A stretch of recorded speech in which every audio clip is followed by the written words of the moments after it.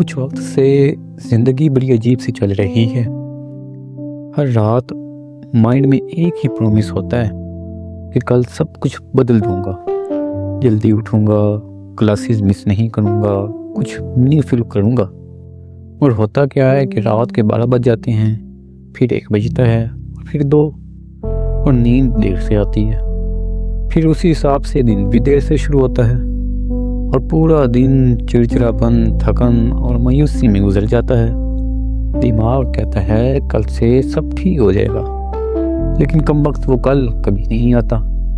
پھر ایک دن ایسا ہوا کہ میرے ساتھ ایک حادثہ ہو گیا۔ کچھ بہت بڑا تو نہیں تھا، بس اتنا کہ زندگی تھوڑی دیر کے لیے رک گئی۔ سوچا شاید اب زندگی بدل جائے گی، جیسے اکثر فلموں یا کہانیوں میں ہوتا ہے کہ ایک واقعہ آتا ہے اور انسان سنجیدہ ہو جاتا ہے، سیدھا راستہ پکڑ لیتا ہے۔ میں نے بھی یہی سوچا کہ یہ میرا ٹرننگ پوائنٹ ہوگا، کہ اب سب ٹھیک ہو جائے گا، لیکن ایسا نہیں ہوا۔ حادثہ گزر گیا، لیکن زندگی واپس وہیں آ گئی۔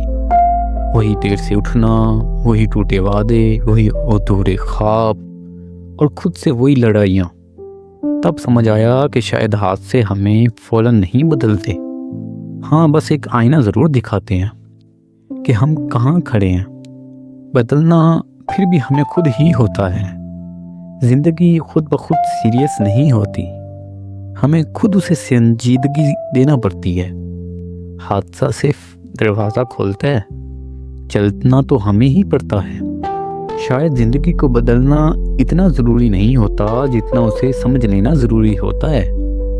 زندگی خاموشی سے سمجھاتی ہے کہ ہر حادثہ سبق نہیں ہوتا، بس کچھ یاد دلانے آتے ہیں کچھ ہاتھ سے کہ ابھی کہانی ختم نہیں ہوئی۔